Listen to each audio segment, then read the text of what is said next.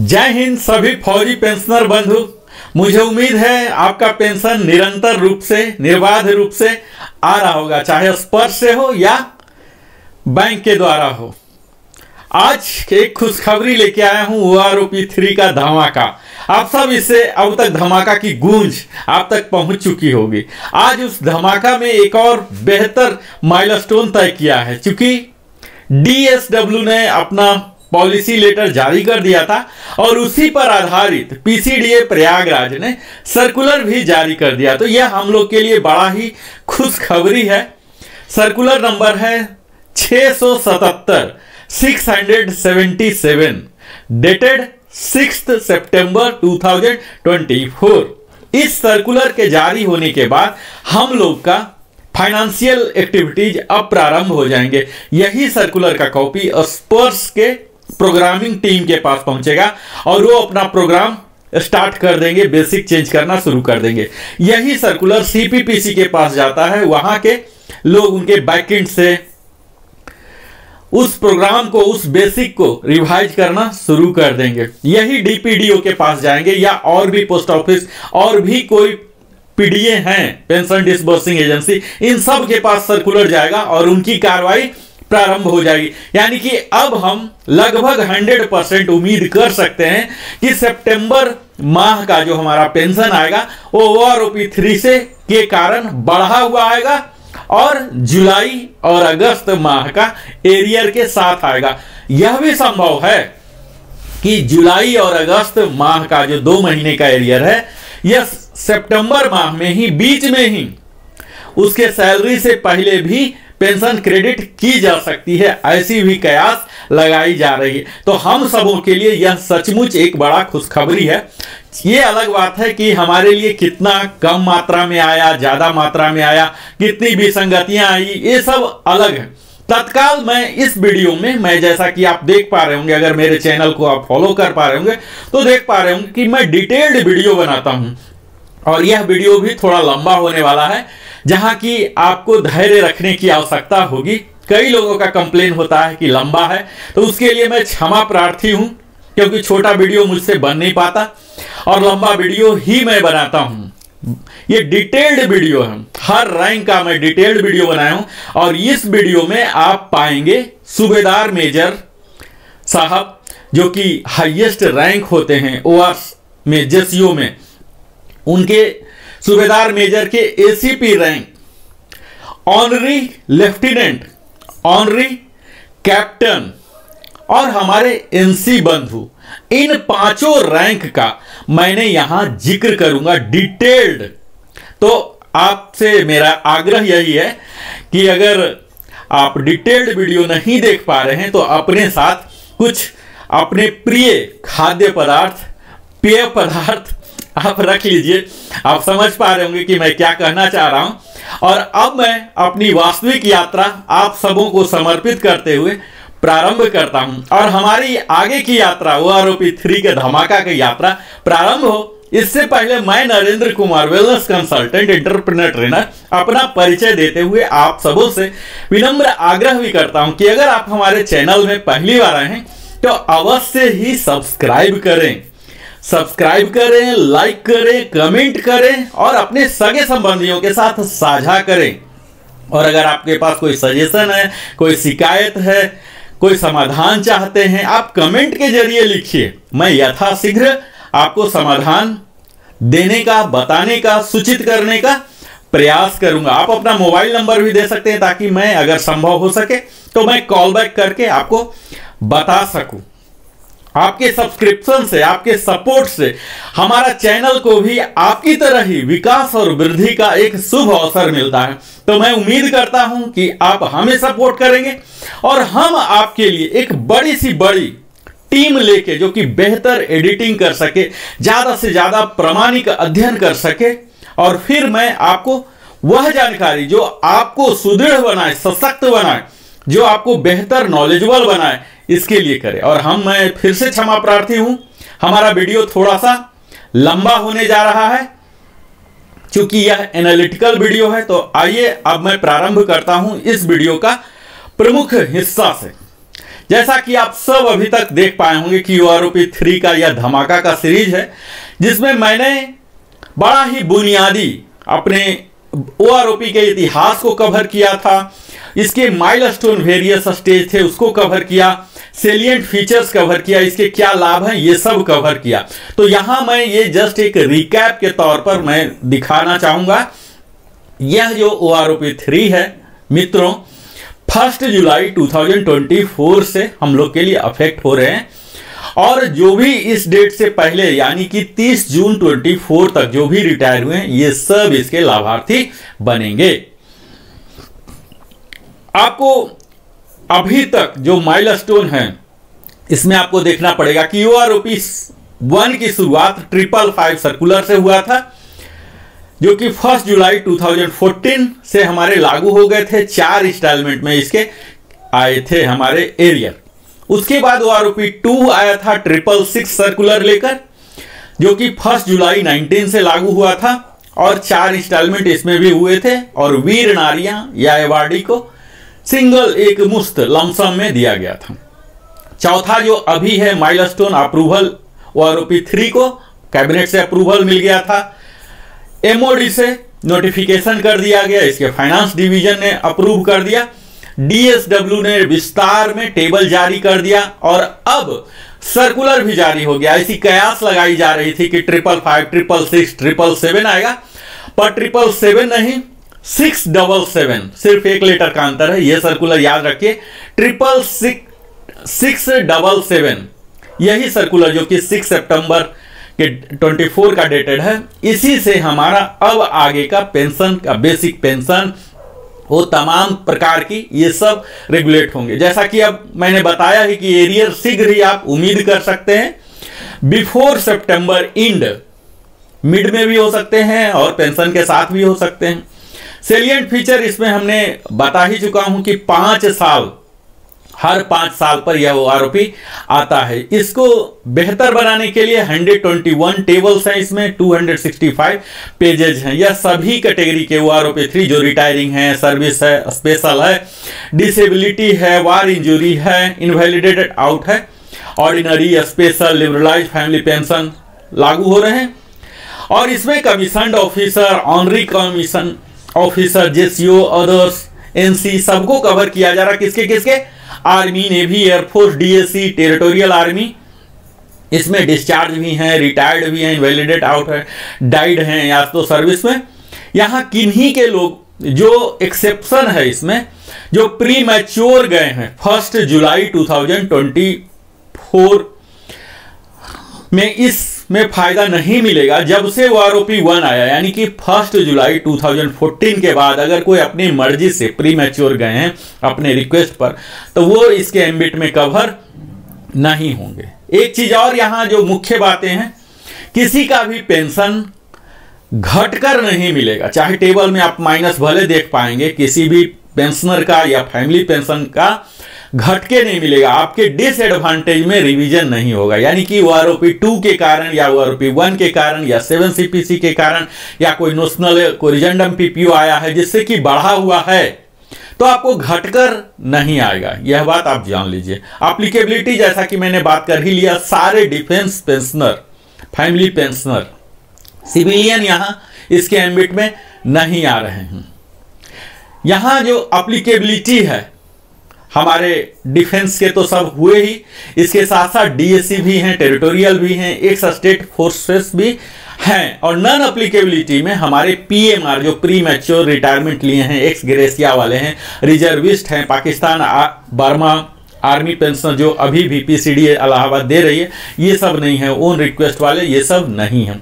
Implementation methodology बहुत ही बारीक से आप सबों की समझने की आवश्यकता है। यहाँ मुख्यतः 3 पैरामीटर्स को लिया गया, आपका रैंक, आपका ग्रुप, आपका क्वालिफाइंग सर्विस, और यही तीनों पैरामीटर्स को यूज करते हुए 2023 के कंप्लीट ईयर में कितने लोग रिटायर हुए, उसका क्या मैक्सिमम वैल्यू था और क्या मिनिमम वैल्यू था, इसी के एवरेज को यहां फिक्स करने का प्रयास किया गया है। ठीक है, हालांकि यह एक त्रुटिपूर्ण फॉर्मूला है जिसमें कई लोगों का अधिक क्वालिफाइंग सर्विस होने के बावजूद भी बहुत ही कम 4 साल 5 साल क्वालिफाइंग सर्विस वाले के भी बराबर दिखाया गया है, जो कि उन्हें उदास करता है, हतोत्साहित करता है कहीं न कहीं, जो कि नहीं होना था। इसी तरह से हायर रैंक को भी उनके जो तवज्जो मिलने थे, जो वेटेज मिलने थे, वो वेटेज नहीं मिले हैं। यह भी देखा गया कि लोअर रैंक के बराबर मिल रहे हैं या कई जगह तो उनसे कम भी मिल रहे हैं, जो कि एक विसंगतियां हैं।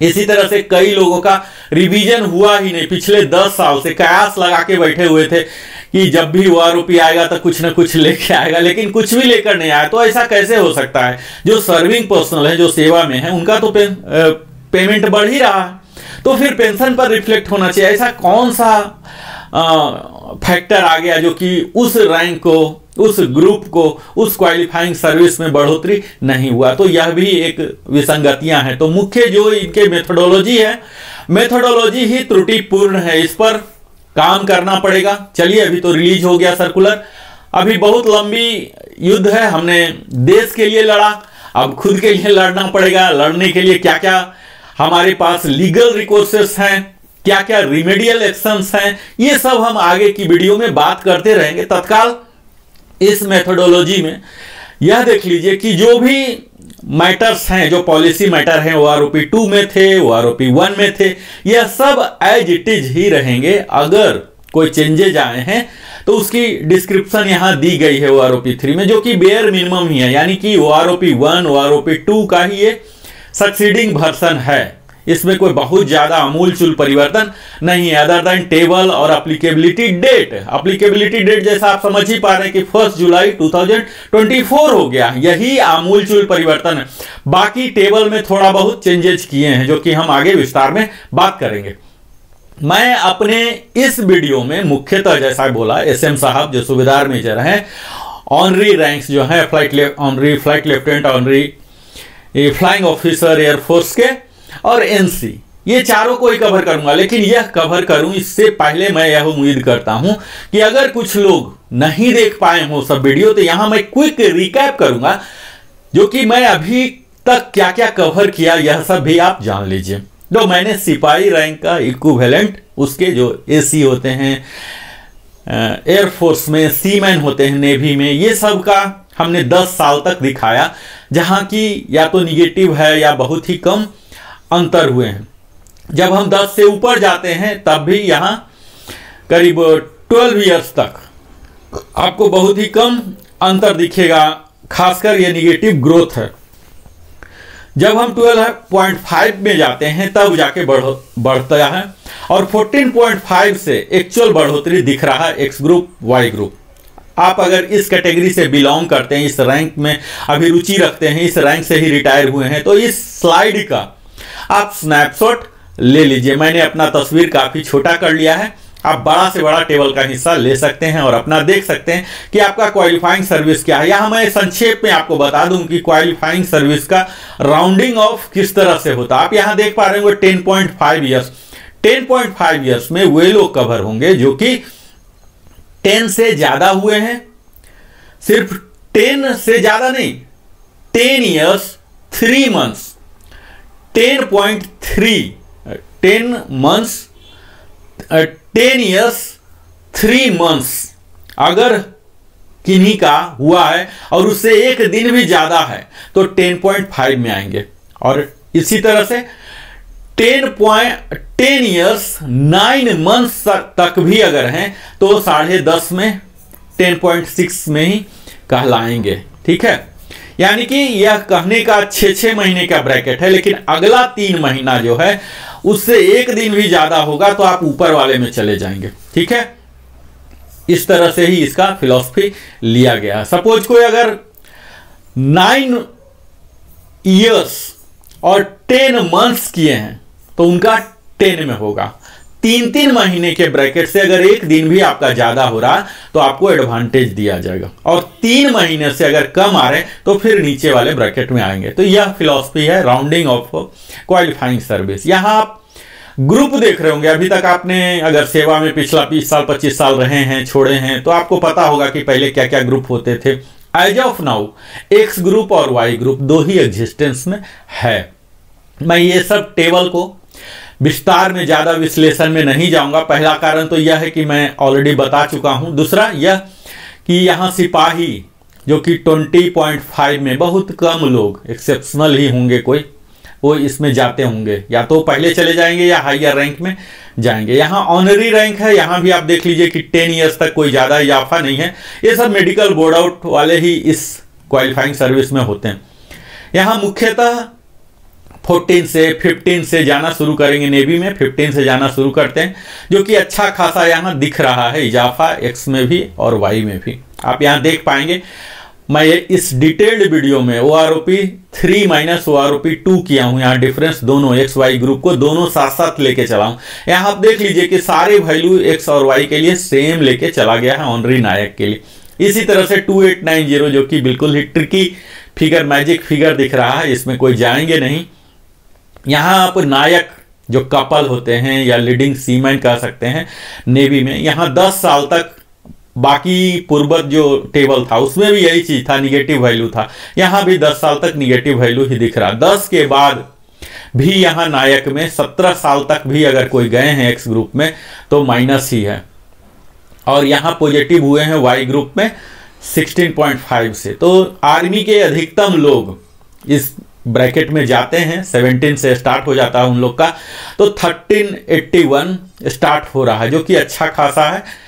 अगर एक्स ग्रुप में कोई जाते हैं कपल में ही तो 2075 तक मिल रहा है, तो यहाँ काफ़ी अच्छा। और यहाँ फिर से ट्रिकी है, अगर कोई 21.5 तक नायक में जा रहे हैं तो 2075, लेकिन उसके बाद 4025 है। मुझे नहीं लग रहा कि इस कैटेगरी में कोई जाते होंगे जो कि इतना बड़ा लाभ ले पाएंगे।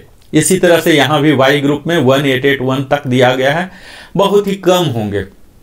ऑनरी हवलदार के लिए भी इसी तरह से 10 तक में माइनस है, तो माइनस वैल्यू पर मैं विस्तार में बिल्कुल ही बात ही नहीं करूंगा क्योंकि माइनस तो होगा नहीं, उनको फिर OROP 2 का मिलेगा। ऑनरी हवलदार में भी यहाँ देख लीजिए कि 17.5 से पॉजिटिव होता है। वाई ग्रुप में शुरू से ही थोड़ी थोड़ी बढ़ोतरी है, और यहाँ 16.5 में जाकर 4 डिजिट में बढ़ोतरी प्रारंभ हो जाता है। यहाँ आप देखेंगे कि किस प्रकार से हर जो जाने वाले हैं एक्चुअल, जिसमें ज़्यादा जाते हैं, उन्हें कुछ न कुछ देने का प्रयास किया गया है। अभी आप आगे देखिए, हवलदार एंड इक्विवेलेंट, जिसे कि अपने फौज का जो हवलदार हैं, सार्जेंट हैं, पेटी ऑफिसर बैकबोन माना जाता है, क्योंकि ये मिडिल में आते हैं, काम भी करते हैं और सुपरवाइज भी करते हैं। ये मल्टी फेसेटेड होते हैं, इनकी जो भूमिकाएं होती है बाकी सबसे काफ़ी अधिक होता है, क्योंकि इनसे उम्मीद की जाती है ये बिल्कुल काम करे, रैंक एंड फाइल स्ट्रक्चर का रैंकर हो, और फिर कहीं सुपरवाइज करने की जरूरत हो, क्योंकि एक अच्छा अनुभव होता है इनके पास, 15 साल 20 साल 22 साल का भी अनुभव होता है, तो इनसे सुपरविजन की भी उम्मीद की जाती है। तो ये बैकबोन माना जाता है, और इसी रैंक में सबसे ज्यादा रिटायर होते हैं। यह भी एक विचारणीय विषय है, क्योंकि इन्हें जो अप्रोप्रिएट सम्मान मिलने चाहिए थे वो कहीं न कहीं नहीं मिल पाती है, और इस वजह से आउटफ्लो जो है हवलदार रैंक का, सार्जेंट रैंक का, पेटी बहुत ही ज्यादा होता है। यहाँ आप देख पाएंगे कि 10 साल तक जो भी है पूरा एक्स ग्रुप में निगेटिव वैल्यू है। हालांकि 10 साल तक मेडिकल बोर्ड ऑफ कोई हवलदार नहीं बनेगा, डायरेक्ट हवलदार बना है तभी होगा, या स्पोर्ट्स कोटा से, एक्सेप्शनल कोटा से हो सकता है। अदरवाइज नॉर्मल चैनल में 10 साल में हवलदार नहीं बनेंगे। वाई ग्रुप में 3 डिजिट में एटलीस्ट 500 के एवरेज में इजाफा है। इसी तरह से जब हम आगे बढ़ते हैं एक्स ग्रुप में आप देखेंगे 17 ईयर्स तक निगेटिव ग्रोथ ही है, 17.5 से बढ़ा है और 18 से अच्छा खासा बढ़ने लगा है। और 20 ईयर्स एक्स ग्रुप के जो अधिकतम जाते हैं, यहां इन्हें एक सम्मानजनक फिगर दिया गया है 2525, 2525 रुपए का इजाफा दिया गया। बड़ा ही शुभ नंबर है। तो 20 में ही जाते हैं, तो यहाँ जो भी 20 वाले हैं सार्जेंट, इनके लिए बहुत एक नायाब तोहफा मान सकते हैं। और इसके ऊपर डीए भी आएगा, और शीघ्र ही 8 CPC भी आ रहा है, तो काफ़ी बेहतर कहा जा सकता है। अगर 53% भी डीए इसके ऊपर रख लें तो यह फिगर 4000 से ज़्यादा होने वाला है। इसी तरह से वाई ग्रुप के लिए भी सब के लिए कुछ न कुछ दिया गया है। यहाँ तो आप देख लीजिए 13.5 में 2794 दिया गया है। 15 में 206 दिया गया है। यहाँ थोड़ी सी कमी हुई है इनकी भी, और इनके भी अगर 20 ईयर्स में आर्मी जाते हैं, ऐसे 20 नहीं जाते हैं लोग, 24 में जाते हैं, अगर कोई 20 में जा रहे हैं तो 2756 इन्हें भी काफ़ी अच्छा सम्मानजनक फिगर दिया गया है। तो यह तो हवलदार के हो गए। इसी तरह से जैसे हवलदार में कई लोग 24 में जाते हैं आर्मी में अधिकतम और वाई ग्रुप के होते हैं, तो इन्हें अच्छा फिगर मिला, 2506 मिला है। और उससे भी ऊपर अगर जाते हैं, जो कि अगला रैंक नायब सूबेदार नहीं बन पाए, हवलदार ही हैं, तो 2618 है। और इसके बाद तो 3325 भी है, 25.5। हालांकि वहाँ की पॉलिसी ऐसी होती है 24 में ही जाना पड़ेगा इन्हें, या तो नायब सूबेदार बन जाएं या तो चले जाएं। इस तरह कई पॉलिसी, उस पॉलिसी मैटर पर मैं तत्काल बात करने के मूड में नहीं हूं। मैं अभी ये बात करूंगा कि क्या क्या डिफरेंस है। तो एक्स ग्रुप में 21 साल के 2000 डिफरेंस हो रहे, 21 एंड 6 महीने में 2000 का डिफरेंस है। और उसके बाद सेंट्रली इन्होंने पूरे 28 साल जो मैक्सिमम है 1675 का दिया है। तो यहाँ काफ़ी कहा जा सकता कि हवलदार को मिला है, स्पेशली वाई ग्रुप को तो और भी बेहतर मिले हैं। हालांकि इसके विसंगतियां की बात करें तो पूरा 10 वीडियो भी बनाऊं विसंगतियां पर, तो बहुत ही कम पड़ेंगे। लेकिन यहां सिर्फ विसंगतियां को लाना नहीं, हमारा मुख्य काम इस वीडियो के द्वारा यह है कि उस टेबल को एज इट इज आपको विश्लेषण करके बताया जा सके, क्योंकि यह आरोपी अपने आप में एक जटिल विषय है। इस फौजी पेंशनर को समझना, जो फौज में होते हैं उनके भी बस की बात नहीं होती है, वहाँ के अकाउंट ऑफिसर भी। और यहाँ तो सारे सर्विसेज हैं, आर्मी के इतने वास्ट रेजिमेंट हैं, रैंक हैं, उनके स्ट्रक्चर हैं, अलग अलग पॉलिसी, टर्म एंड कंडीशन है, प्रमोशन पॉलिसी अलग अलग रेजिमेंट टू रेजिमेंट हो जाते हैं। फील्ड में पोस्टिंग हुआ तो क्या प्रमोशन एक्सपेक्ट हो जाएंगे, अगर हेडक्वार्टर में रहा तो क्या हो जाएंगे। तो इस तरह से तमाम वो सब इफेक्ट आ जाते हैं। तो ये सब जो DSW में बैठे हुए हैं या जो हमारे रिप्रेजेंटेटिव हैं, इनकी बस की बात नहीं है। ये सब हम अपने ही कंडीशन का जो है हम ही समझ पाएंगे, हमारे अलावे हमारा दर्द कोई और समझ नहीं पाता। ये हमारी इसमें कमियां हैं।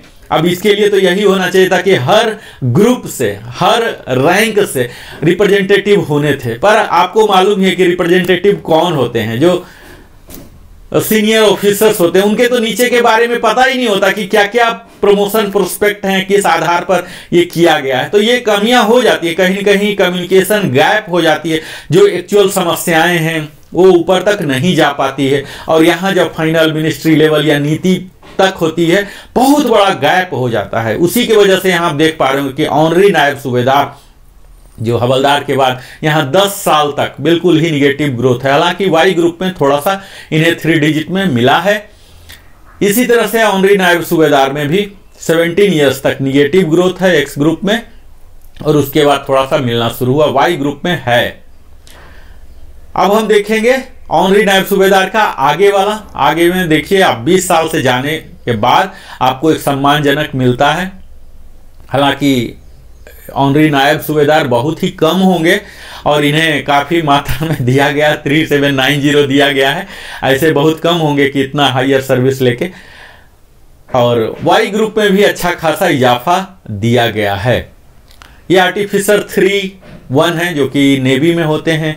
नेवी के इस कैटेगरी के लोग बहुत कम ही होंगे और सारे निगेटिव वैल्यू है, तो निगेटिव को मैं अपने परिचर्चा से बाहर रखता हूँ। यहाँ निगेटिव देख लीजिए कि 17 तक निगेटिव ही है, उसके बाद पॉजिटिव हो रहा है, तो काफ़ी अच्छा। 20 ईयर्स में हवलदार को भी 2525 मिल रहा था, इन्हें भी 2525 का इजाफा हुआ है। इसी प्रकार जब हम 20 से ऊपर जाते हैं तो काफ़ी अच्छा खासा इजाफा है, 1675, जो कि पूरे सेंट्रली है। यहाँ हमने विस्तार वीडियो, अपना पिछला वीडियो ही नायब सूबेदार एंड इक्विवेलेंट का बनाया था, जहाँ आप देख पा रहे होंगे कि 10 साल तक बिल्कुल ही निगेटिव ग्रोथ है, लगभग दोनों साइड ही है निगेटिव ग्रोथ। तो निगेटिव ग्रोथ को बात नहीं करना। यहाँ निगेटिव ग्रोथ 20 ईयर्स तक नायब सूबेदार के लिए, JW के लिए, यानी कि 20 ईयर्स में अगर कोई बन गए हैं और तब गए हैं तो उन्हें कुछ भी फायदा नहीं हो रहा है। वाई ग्रुप में हल्का सा फायदा दिख रहा है, 15 साल के बाद फायदा होना शुरू हो जाता है, जो कि 950, 1250 भी है 18 ईयर्स का। तो इस तरह से हुआ है। अब इसके ऊपर जब जाएंगे नायब सूबेदार JW, जो ज़्यादा सर्विस करके, यानी कि 20 से ज़्यादा वाले ही होते हैं यूजुअली, क्योंकि अगर प्रमोशन लेना है तो इतना सर्विस करना पड़ेगा, तो 20 से ऊपर स्पिल ओवर ऑलमोस्ट सब हो जाते हैं। तो यहाँ आप देख लीजिए कि तब यहाँ फायदा होना शुरू हो गया है। एक्स ग्रुप में काफ़ी अच्छा है, 1775 करके 2950 है 24 साल में, जो कि अधिकतम जाते होंगे आर्मी के।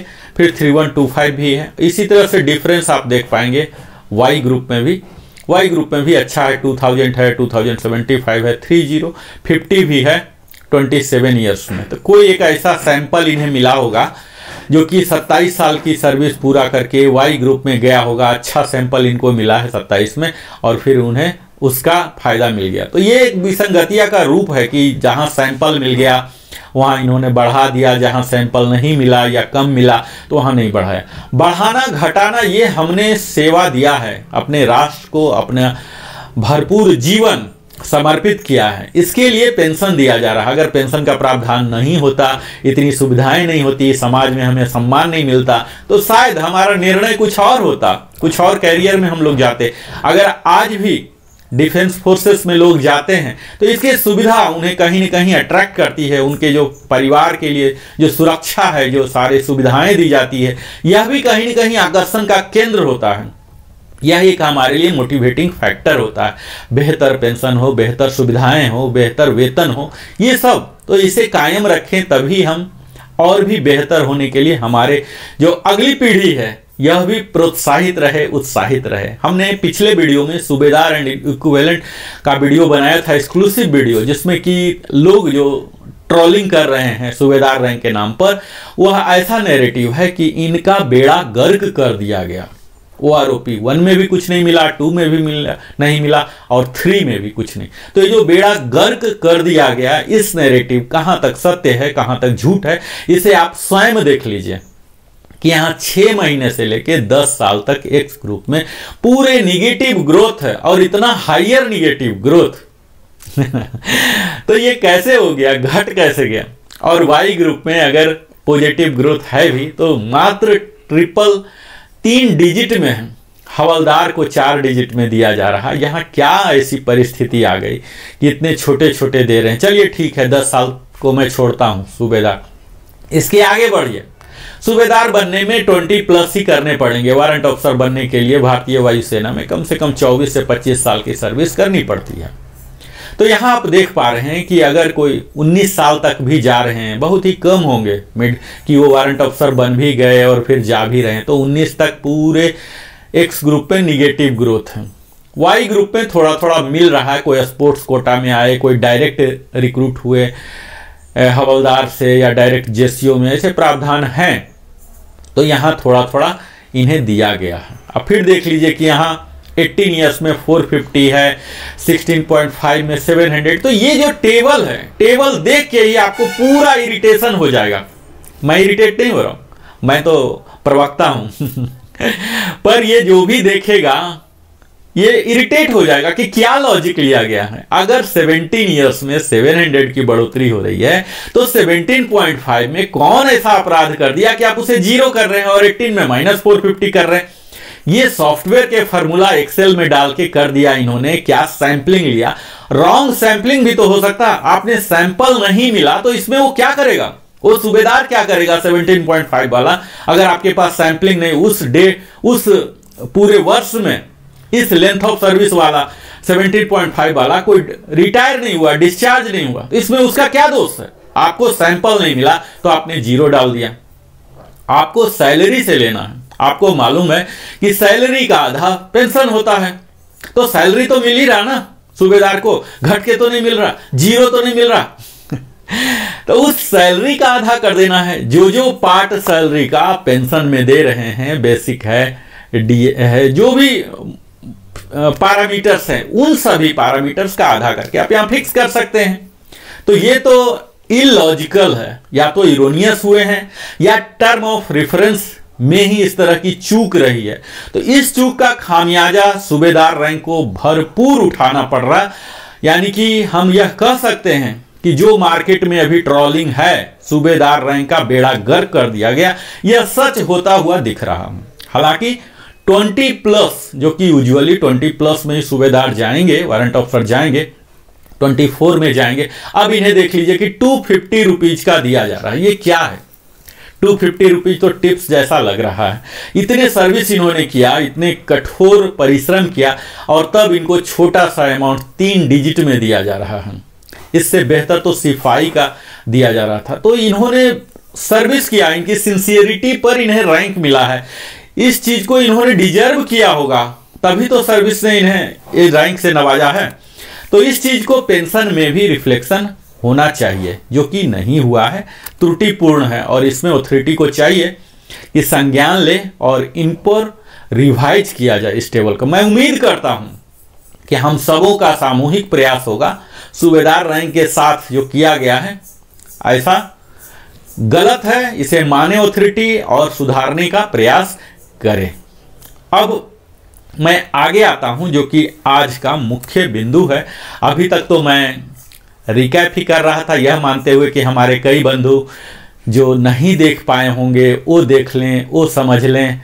अब मैं नए विषय पर आ रहा हूं, जो कि हमारा आज का मुख्य विषय है, सूबेदार मेजर एंड इक्विवेलेंट, यानी कि master warrant officer, master chief पेटी ऑफिसर, आर्टिफिसर 1 और 2 जो नेवी में होते हैं। इनकी आप देख लीजिए कि क्वालिफाइंग सर्विस 10 साल, तो 10 साल तक तो ये कोई जाते ही नहीं है। ठीक है, चूंकि कोई जाते नहीं है तो इनके सैंपलिंग जो कलेक्ट कर रहे थे एक्स ग्रुप में कुछ भी नहीं मिला और ये माइनस में जाते गए। तो चलिए हम इग्नोर करते हैं। ऐसा बहुत ही रेयर होंगे कि कोई डायरेक्ट रिक्रूटमेंट, ऐसा कोई स्कीम है, एसएम डायरेक्ट आते हैं और चले भी जाते हैं। मेडिकली पहला तो आते नहीं, दूसरा बात इस क्वालिफाइंग सर्विस तक में बनेंगे नहीं, दूसरा बनेंगे तो मेडिकल वगैरह के कारण ही जाएंगे। तो यहाँ सारे निगेटिव हो रहे हैं। हालांकि वाई ग्रुप में 3 डिजिट में यहाँ इन्हें इजाफा हो रहा है। 437 देख लीजिए 6 महीने में, तो यहाँ बहुत ही कम होते हैं ऐसे केसेस। तो इस सैंपलिंग पर मैं विचार नहीं कर रहा हूँ। मैं आगे बढ़ता हूँ और आगे देखिए, यहाँ देखिए कि 10.5 में यहाँ भी इनके निगेटिव ग्रोथ ही दिख रहे हैं। यहाँ देखिए 10.5 एक्स ग्रुप की अगर बात की जाए तो निगेटिव ग्रोथ ऑलमोस्ट 18 इयर्स तक है। निगेटिव ग्रोथ तो एक निगेटिव ग्रोथ ही पूरा है, तो निगेटिव पर मैं बात ही नहीं कर रहा हूं। 18.5 से शुरू हो रहा 316 रुपीज का इजाफा, 19 में 768 की बढ़ोतरी, 19.5 में 1219 की इंक्रीज हुई है और 20 इयर्स में थोड़ा सा इंक्रीज हुआ है, बढ़ोतरी हुआ है 1539 का। इसी प्रकार अब वाई ग्रुप में थोड़ा सा बेहतर स्थिति देख सकते हैं कि यहाँ निगेटिव के बजाय पॉजिटिव वैल्यू है। यानी कि वाई ग्रुप के कुछ ऐसे लोग हैं जो गए हैं और इन्हें सैंपलिंग मिला है और हर जो बढ़ा हुआ अमाउंट है इसमें डिफरेंस देख रहे हैं, बहुत ही फ्रीक्वेंटली डिफरेंस। 10.5 में 593, 11 में 602, यानी कि अलग अलग कंडीशन के अलग अलग लोग गए हैं जिनके पेंशन बहुत ही वेराइटी रहे होंगे, वेराइटी बहुत ही ज़्यादा रहा होगा, इसलिए इतना वेराइटी यहाँ भी आया फाइनली। इनके इजाफा होने शुरू हुए हैं वास्तविक वाई ग्रुप में 16.5 से 100,090 का इजाफा हुआ।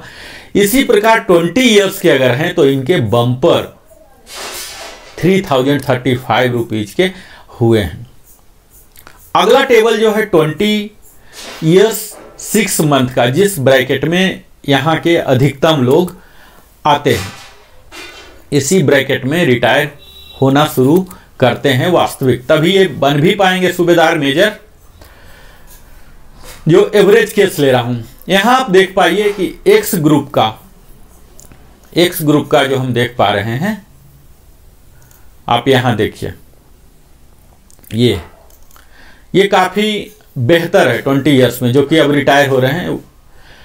20.5 के लिए 1562 है, 21 के लिए 1106 है, 21.5 के लिए 15 है। तो यहां आपको काफी डिफरेंस दिखेगा। 23 के लिए अगेन ये बड़ा ही डिस्करेजिंग है कि 22.5 तक के लिए 1050 है, और उससे अगर आपने ज्यादा सर्विस किया 23 से, जो कि यहां इसी ब्रैकेट में ऑलमोस्ट यही जो ब्रैकेट है इसमें लोग जाते हैं, और यहां बहुत ही कम कर दिया गया है। ये देखिए यहां आप देखेंगे टोटल निगेटिव वैल्यू में कर दिया गया है। क्योंकि इनकी जो मैक्सिमम है कैपिंग कर दिया गया 32,000 पर, इसके वजह से पूरा निगेटिव वैल्यू यहाँ आ गया। यहाँ 34 भी किया गया है तो निगेटिव वैल्यू है। तो ये सब पूरी विसंगतियां हैं। हम कयास लगा के बैठे थे कि हमारा बढ़ेगा, ये क्या है कि और घट के आ गया। हालांकि यही चीज़ अगर आप देखेंगे डिफरेंस वाला वाई में, तो वाई ग्रुप में काफ़ी अच्छा इजाफा यहाँ मिला है, जिन्हें कि 20.5 में 3,500 है, 3,308 है। तो यहाँ काफ़ी अच्छा अमाउंट इन्हें दिया गया है 24 ईयर तक। अब देख लीजिए कि क्या लॉजिक है कि एक्स ग्रुप को निगेटिव में है, वाई ग्रुप का इतना पॉजिटिव हो गया। तो ये महज सैंपलिंग है। ये तो हमें लग रहा है कि आगे की दुनिया हमारी जीवन और दशा और दिशा आर्टिफिशियल इंटेलिजेंस और सॉफ्टवेयर तय करने वाला है। जो डाटा एनालिटिक को डाटा मिला और वही हमारा जीवन तय करेगा क्या? हमारा जो आत्मा है, हमारा जो शरीर है, हमारे जो इंटेलिजेंस है, ये क्या एआई के सामने नतमस्तक हो चुका है? आज जो सॉफ्टवेयर इसका जो टेबल बनाने में लिया गया है सहारा एआई का, डाटा एनालिटिक का, क्या वही रूल करेंगे पूरे राष्ट्र को? हम लोग जो आबादी है, इतना भारत की आज आबादी इतने हो चुकी है पढ़े लिखे लोगों की 140 करोड़, क्या ये सब बेकार है एआई के सामने? तो ये एआई की चूक है, आप सीधा कह सकते हैं ये एआई की चूक है। यहाँ एक्स को एक तरफ से निगेटिव वैल्यू दिया गया और यहाँ पॉजिटिव वैल्यू दिया गया। हम लोग आज हो क्या रहा है, इतना ज्यादा निर्भर हो गए हैं एआई टूल्स पर, उसका खामियाजा हमें सहना पड़ रहा है। यहाँ यह देखा ही नहीं जा रहा कि बढ़ोतरी तो सबको होना चाहिए। OROP 3 के पीछे थीम क्या है? हमारी जीवन शैली जो हो उसमें सुधार हो, हमारा उत्थान हो हमारे जीवन का, और अल्टीमेटली राष्ट्र का होगा, हमारे परिवार का होगा, समाज का होगा। यही तो थीम है OROP का। तो आप निगेटिव वैल्यू यहां दे रहे हैं, क्यों? क्योंकि डाटा एनालिटिक्स डाटा नहीं मिला तो माइनस में दे दिया।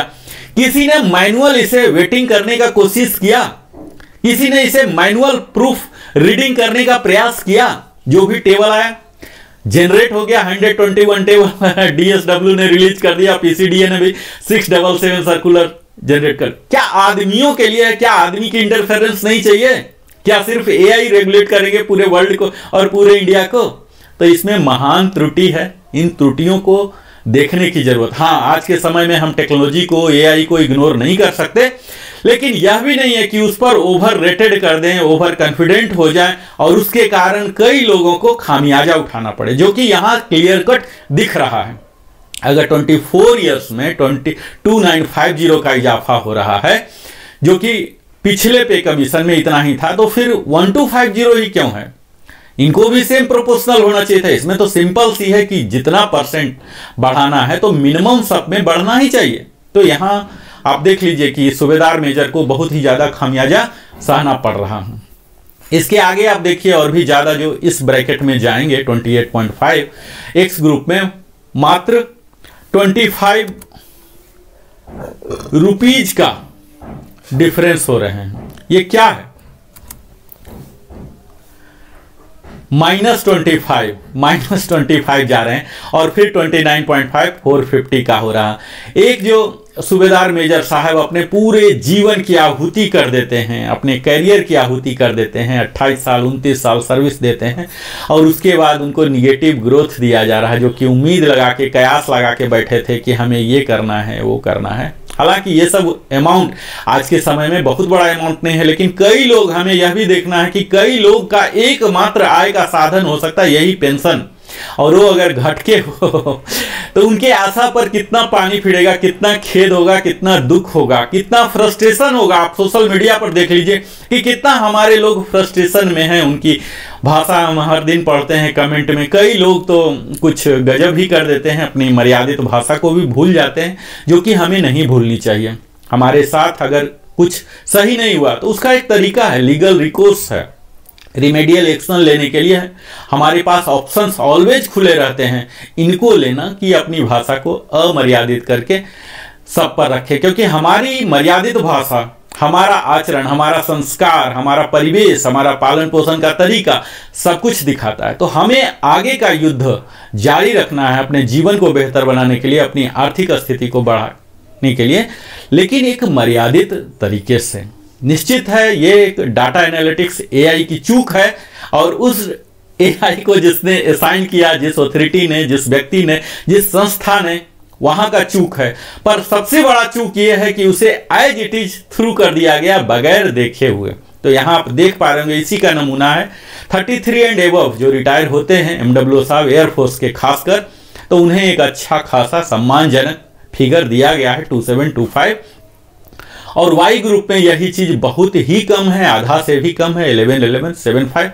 हालांकि आर्मी के अधिकतम जो सूबेदार मेजर रिटायर होते हैं 32 में, 32.5 में ही, इससे ऊपर बहुत कम ही जा पाते होंगे, अपवाद होंगे 5% से भी कम होंगे। तो यह तो है सूबेदार मेजर साहब की कहानी। इसके बाद हम सूबेदार मेजर एसीपी ए, एसीपी बी और इक्विवेलेंट है। यही लगभग यही कहानी इनके साथ भी दिख रहा है मुझे, और जो कि मैं इस टेबल में इतना विस्तार में नहीं जाऊंगा क्योंकि इसमें आने वाले काफ़ी कम लोग होंगे। मेरा वीडियो एज इट इज काफ़ी लंबा हुआ जा रहा, समय की कमी के कारण आपको सिर्फ समरी बता पा रहा हूं। यहाँ एसीपी वाले जो एसएम हैं इनमें भी लगभग वही चीज़ है जो पिछला था। यहाँ थोड़ा सा और भी आपको दुखी करने वाला होगा कि पूरा एक्स ग्रुप में निगेटिव वैल्यू जा रहा, हालांकि वाई ग्रुप में अच्छा खासा इन्हें मिला है। आप अगर इस ग्रुप में बिलोंग करते हैं, एसएम, एसीपी, ए, बी मिला है, तो आप इस टेबल का स्नैप ले सकते हैं। आप अपने खुद के लिए आप उसको कंपेयर कर सकते हैं। मुझे नहीं लगता कि इस टेबल को ज़्यादा एनालाइज करने की जरूरत है, ये बिल्कुल ही उसी तरह से है जो कि सूबेदार मेजर का था। अगला रैंक जो कि बड़ा ही सम्मानजनक है, honorary lieutenant, honorary flying officer और ऑनरी सूबेदार लेफ्टिनेंट बोलते हैं नेवी में। तो इनके लिए है, ये काफ़ी मशक्कत के बाद मिलते हैं। 15 अगस्त को, 26 जनवरी को मिलते हैं। इनके पूरे अदम्य सर्विस जो होते हैं, आप बोल सकते हैं अद्भुत सर्विस इनके सचमुच होते हैं। हर रैंक को इन्होंने पार किया है, सारे कष्ट को पार किया है। संपूर्ण जीवन का समझिए 2/3 तो इन्होंने आहुति दे दिया है राष्ट्र के लिए। यहाँ पहला टेबल जो देख रहे हैं, जो 10 साल तक दिखा रहा है, इनमें कोई ग्रुप नहीं होता, XY नहीं होता, मर्ज हो जाते हैं ये लोग। 10 साल तक पूरा निगेटिव ग्रोथ है, तो ठीक है 10 साल तक कोई ऑनरी लेफ्टिनेंट बन नहीं पाएंगे, हम इसे इग्नोर करते हैं। अगला टेबल में चलते हैं 10.5 में। यहाँ भी लगभग निगेटिव वैल्यू ही है, 19 ईयर्स तक निगेटिव है। और उसके बाद 19.5 में 448 मिला है, 20 में 1024 मिला है, जो कि 20 ईयर सर्विस करके कोई ऑनरी लेफ्टिनेंट नहीं बनेंगे, ऑनरी फ्लाइंग ऑफिसर नहीं बनेंगे, इसलिए इस टेबल को भी हम इग्नोर करते हैं। अगला में चलते हैं। आर्मी में कुछ ऐसे हो सकते हैं जो कि युवा होते भी ऑनरी लेफ्टिनेंट बन जाते हैं, तो उन्हें यहां से फायदा मिलना शुरू हो गया है, यानी कि एआई को डाटा मिलना शुरू हो गया है 20.5 से, तो 1600 का इजाफा हुआ है। और वही देख लीजिए कि 25 में -300 हो गया, ऐसा डिप लिया है। कितना बड़ा एरर है, यानी कि 24.5 में जब गए हैं, इन्हें सैंपल मिला है, और जहां सैंपल नहीं मिला है वहां पूरा निगेटिव कर दिए। सैंपल मिलना न मिलना ये एआई का, उस प्रोग्रामर का, उस सॉफ्टवेयर डेवलपर का, उस कंपनी का जरूरत हो सकता है, उस पेंशनर का जो उस पर आश्रित है, वो इससे प्रभावी हो, दुष्प्रभावी हो जाए, ये कहां का न्याय है। तो यहां क्लियर कट अन्याय दिख रहा कि आप ज़्यादा सर्विस करके गए हैं तो आपको निगेटिव मिलेगा, यानी कि आप में बढ़ोतरी नहीं होगी। यहाँ आप देख पाएंगे आमूल चूल परिवर्तन जो है, जो 33 साल और उससे ज़्यादा का, यहाँ काफ़ी अच्छा बढ़ोतरी हुआ है। हालांकि आर्मी में 33 साल और उससे ज़्यादा करके नहीं, 32 ही इनका कट ऑफ होता, अगर मैं बिल्कुल सही हूँ तो आप लोग हमसे बेहतर जज कर सकते हैं। तो 33 साल एंड एबव एयरफोर्स के जो भी ऑनरी फ्लाइंग ऑफिसर हैं उनके लिए बोनांजा कह सकते हैं, जहां की 46300, 5100 और 32 से ऊपर 32.5 और उससे ऊपर ही कह लीजिए, पूरे का हो रहा 46300। तो यहाँ काफ़ी बेहतर इजाफा है। इन्हें सम्मानजनक अपने मेडिकल के लिए, ECHS के अलावे भी अपने पोते पोतियों के लिए बेहतर ध्यान रख सकते हैं, एक सम्मानजनक स्थिति रख सकते हैं और एक प्रेरणा के स्रोत बन सकते हैं उस युवा के लिए जो कि भारतीय सशस्त्र सेना में ज्वाइन हो और उसे लगे कि नहीं हमें उस उच्च पद तक जाना है, HFO, HFL तक जाना है, उसके लिए वो प्रेरित हो। तो यहाँ उनके पेमेंट, उनके रहन सहन की शैली, बात विचार की शैली दूसरे को प्रेरित करेगी। लेकिन वहीं जो आर्मी के हमारे फौजी बंधु हैं अगर वो 28 से 30 तक में अगर बने हैं एचएफ ऑनरी लेफ्टिनेंट तो उनके लिए कुछ ज़्यादा कुछ नहीं है। इनके लिए 31 साल के बाद शुरू हुआ है 1425। तो यहाँ भी आप विसंगतियाँ कह सकते हैं कि मात्र 31.5 साल का, यहाँ तक कि 32 साल का 1425 दे रहे हैं और 32 से ऊपर 51 दे रहे हैं। इतना ज़्यादा बदलाव तो ये निश्चित कहीं न कहीं फ्रस्ट्रेशन का कारण बन सकता है। इस पर ध्यान देने की आवश्यकता है। मैं अगला टेबल में जाता हूं जो कि हमारे हाईएस्ट रैंक हैं, हमारे सशस्त्र सेना के जेसीओ रैंक में हाईएस्ट रैंक माने जाते हैं honorary captain, honorary flight lieutenant या नेवी के ऑनरी लेफ्टिनेंट। बड़े ही मुशक्कत, अगर इन्होंने पहले एचएफओ बना, उसके बाद कोई 26 जनवरी 15 अगस्त आता है, तब जाके इनको ऑटोमेटिक मॉडिफाई कर दिया जाता है, ऑनरी कैप्टन या ऑनरी फ्लाइट लेफ्टिनेंट में प्रमोट कर दिया जाता है। तो ये बहुत ही महज संयोग होता है, बहुत ही बिरले ही लोग, बहुत कम लोग बन पाते हैं। अब यहाँ भी देख लीजिए कि जो एचएफओ के साथ हुआ वही एचएफएल के साथ भी यहाँ हो रहा। 10 साल तक कोई बढ़ोतरी नहीं, हम विचार नहीं करते हैं क्योंकि इस कैटेगरी में फॉल नहीं हो रहे हैं कोई। यहाँ भी आप देख लीजिए कि 19.5 में 448 हुआ है, 20 में हुआ है थोड़ा सा बढ़ोतरी 1000 का, लगभग 1024 रुपया। और इसके बाद असली इजाफा 20 ईयर्स के बाद अगर कोई गए हैं, यहाँ भी ठीक वही कहानी है, 23 साल में 0 है और उसके बाद आगे बढ़ रहे हैं। तो 29.5 यहाँ आप देख लीजिए कि 29 वाले को मिला है, लेकिन 29.5 वाले ने पता नहीं कौन सा पाप कर दिया, इसे नहीं मिला है। तो यहाँ आर्मी के कुछ लोग ऐसे हो सकते हैं जो कि इस ब्रैकेट में भी रिटायर हुए हैं। असली जो आप यहां देख पा रहे हैं कि 32 साल करके अगर कोई ऑनरी फ्लाइट लेफ्टिनेंट रिटायर हुए हैं, हालांकि फ्लाइट लेफ्टिनेंट के केस में नहीं, ऑनरी कैप्टन के लिए हो सकता है जो कि अधिकतम है, 32 साल में ये लोग रिटायर होते हैं ऑनरी कैप्टन बनके। तो यहां इनको इजाफा नहीं मिल रहा है, 1050 का डिग्रेड किया गया है। 32 एंड ऊपर इसके लिए फिर मिला है 2625 का, 33 यानी कि 32.5 से ही कह लीजिए 2625 इनका बेसिक, 46300 यानी कि एयरफोर्स के जो एचएफएल हैं इनके लिए अच्छा बोनांजा कहा जा सकता है। 2625 सम्मानजनक जीवन जीने में इन्हें मदद मिलेगी। लेकिन उससे पहले जो आर्मी के लोग रहे यहाँ कहीं न कहीं मुझे लगता है कि न्यायपूर्ण टेबल नहीं है। अंतिम, मैं अब इस वीडियो का हिस्सा में आ गया हूं, कितना लंबा हो गया मुझे मालूम नहीं, लेकिन आप यह देख पाइए इस वीडियो का अंतिम हिस्सा में आ गया हूं जो कि हमारे एक महत्वपूर्ण अंग है, विशेषकर एयरफोर्स में या नेवी में भी कुछ होते हैं, आर्मी में तो शायद नहीं होते हैं। एनसी जो कि हमारे मुख्य कार्य को सपोर्ट करते हैं, कम्बटेंट नहीं है, लड़ाकू नहीं है, नहीं लड़ाकू होते हुए भी हमारे काफ़ी कार्यों को संभालते हैं, चाहे वो हाउस कीपिंग हो या एरिया क्लीनिंग हो, कई तरह की हमारी मदद करते हैं और तभी हमारा संस्था चल पाता है। उनके लिए भरपूर ध्यान रखा गया है। इस OROP 3 में 6 महीना से ही लेकर सब में सीधा बढ़ोतरी दिख रहा, 3 डिजिट में अच्छा खासा बढ़ोतरी। हमारे कई एनसी बंधु पूछ रहे थे कि हमारे लिए सर हुआ है कि नहीं, बताइए। तो आप एनसी महोदय जी यहाँ आप देख लीजिए, आपके लिए बहुत भरपूर ध्यान रखा गया है। 6 महीना से कहीं कोई निगेटिव वैल्यू नहीं है। आप जिस ब्रैकेट में आते हैं उस स्लाइड का आप स्नैप ले लीजिए और अपने लिए दिखाइए। यही एक एनसी ऐसा रैंक यहाँ दिख रहा है। हमें बड़ी खुशी हो रही है कि कम से कम हमारे एनसी बंधु को कहीं निगेटिव वैल्यू का सामना नहीं करना पड़ रहा। पूरा भरपूर मात्रा में 3 डिजिट और 14 के बाद देखिए 1005 और 20 साल के बाद 1209 रुपया। तो एक बेहतर जिंदगी, सुविधा से भरी हुई जिंदगी हो, खुशी पूर्वक हो, परिवार के साथ गुजर बसर अब कर सकते हैं। थोड़ा सा बढ़ावा दिया गया है। अगर 20 के बाद वो गए हैं तो 1000 रुपया है। एनसी मात्र ही एक रैंक ऐसा है जिसे देखकर अपना दिल खुश हो जाता है। खासकर आप देखिए यहाँ जो 29 ईयर्स करके एनसी करके गए हैं। एनसी में भी अलग अलग कई रैंक होते हैं, लेकिन यहाँ टिंडल और ये सब डिस्क्राइब नहीं किया गया, सिर्फ एनसी रखा गया है। क्वालिफाइंग सर्विस दिया गया, इसमें कोई ग्रुप वगैरह होता नहीं चाहिए। इनमें भी इंटरनल प्रमोशन होते हैं। 29 के बाद देख लीजिए 29,900 की बढ़ोतरी इन्हें की गई है, तो काफी बेहतर है। यहाँ आप देख लीजिए कि अगर पूरे सर्विस सुपर एन्यूएट किए हैं 30 तो 2625 करके गए हैं, तो काफी बेहतर है। इस तरह से मैं मानता हूं कि आप सब ने मेरा साथ दिया, भरपूर साथ दिया।